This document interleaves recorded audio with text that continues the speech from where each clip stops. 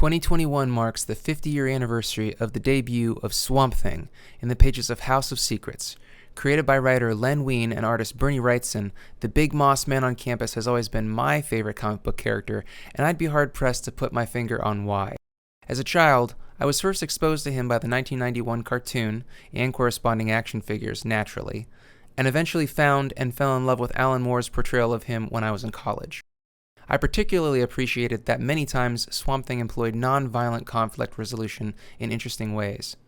Beyond the big green guy, my love for plant-based comic book characters runs deep enough to seek out and match up the 10 best and see who is the most powerful. At number 10, we've got Goldenrod, who first debuted in Firestorm number 19, 1984. Down-and-out lawyer Frederick Delmar was a test subject for an experimental antihistamine, seriously, which killed him. After his body was dumped by the company that killed him, he came back to life after bonding with the plants around him, naming himself Goldenrod. While seeking revenge, he battled Firestorm and was painfully outclassed. His ability to shoot pollen and trigger allergic reactions, as well as control plants around him, was obviously no match for a guy made of literal nuclear energy. Goldenrod came to his senses and dissipated into a harmless cloud of pollen like a total loser. Number 9. Black Orchid, first appearing in Adventure Comics, number 428, 1973. Susan Linden Thorn was a crime-fighting hero originally, with the ability to fly, super strength, and invulnerability to bullets, as well as being a master of disguise. It was later explained that she was a plant-human hybrid with connections to the Green, the Earth's planet-wide vegetation consciousness in DC Comics. That also explains why she was a master of disguise, because she could literally change the way her face looked because she was a plant. Number 8. Groot, first appearing in Tales to Astonish number 13, 1960. Originally presented as an alien plant bent on conquering Earth, Groot has grown into a more nuanced hero role in the 60-plus years since. Best known as a member of the Guardians of the Galaxy now, Groot is a sentient tree, Flora Colossi, from Planet X, and can grow and control and regenerate his body at will, as well as nearby plants. He's functionally immortal as he can regrow his entire body from a twig. This may seem powerful, but pales in comparison to the rest of the veggies on this list, and that's why he's so low. Number 7. Poison Ivy, first appearing in Batman 181, 1966. Dr. Pamela Isley was injected with experimental poisons and toxins by her teacher Dr. Jason Woodrue, the Floronic Man, nearly died and gained immunity to all poisons, as well as developing power over plant life. She can kill with a kiss, exude pheromones that control minds, and is eventually revealed by Swamp Thing to be the May Queen, an elemental component of the Green. Beyond being an iconic Batman villain, sometimes anti-hero, her power set is pretty intense, and she could definitely take on the people below her on this list.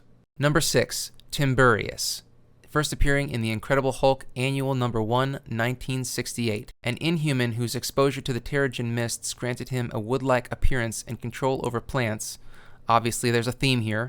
Timberius was relatively obscure compared to some of the others on this list, but has gone toe-to-toe with cosmic beings like the Silver Surfer, the Fantastic Four, and others, and survived, so he's definitely got buns of ironwood.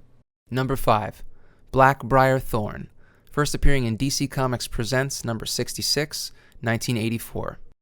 Blackbriar Thorn was a druid high priest who could cast a spell to turn himself into a tree.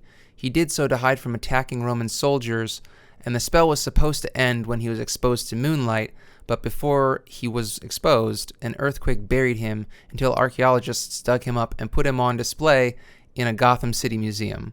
When he reverted to human form, he regained his powers over the elements, including power over plant growth and movement, and his now wooden body. Number 4.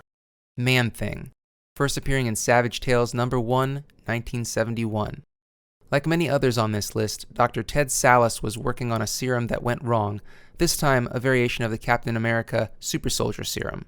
After being attacked by people trying to steal his formula, he injected it to save himself, but instead changed into the Man-Thing. Man-Thing is like the EC Comics take on Swamp Thing, with much of the same power set, but with an added bonus of being drawn to people feeling fear. When Man-Thing gets close, his hands excrete acid that burns whoever he touches. Number 3. Floronic Man, first appearance, Adam number 1, 1962. Jason Woodrue, originally known as Plant Master, but more commonly known by his later name of Floronic Man, may seem like an odd pick for the number 3 slot on this list, but he has a power set much like the rest of them and is a scientific genius and certifiably insane. He got his start using interdimensional technology to grow plants before gaining plant controlling powers, and then he ate a piece of Swamp Thing and became connected to the green. Number 2, Sequoia. First appearance in Fantastic Four number 325, 1988. Sequoia is arguably one of the most powerful cosmic-level characters in Marvel Comics. His mother, Mantis, became the Celestial Madonna after conceiving him with a Kotati tree in human form. After being born in the Earth's sun, Sequoia gained the power to absorb and control any form of energy, shoot energy beams, heal himself, live in the vacuum of space, survive without food or air indefinitely, and is one of the most powerful psychic beings in the universe. Not bad for a splinter, really. Number 1.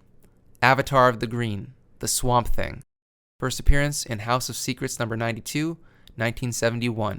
The plants down, most iconic vegetable hero of all time is Swamp Thing, originally known as Dr. Alec Holland. Like Man-Thing, he was working on a scientific formula when he was attacked and burned to death in the Louisiana swamps, only to come back as Swamp Thing. The origin was changed slightly in Alan Moore's 1980s run of the Swamp Thing, where the microfauna consumed Alec's body, taking on his consciousness, and then clarified even more that all plant life is governed by the green, which picks an avatar to distill its power into. During Alan Moore's run, Swamp Thing's consciousness journeys across the universe, trying to get back to Earth, and learns to control other wavelengths beyond the green, ramping his powers up to the cosmic level. I'd say that puts Swamp Thing at or above Sequoia and cementing his place as the baddest brush on the block. Thanks for watching. I'm Scott Roger of Geekscape and co-host of the Horror Movie Night podcast, and this was Plant People Powerscale.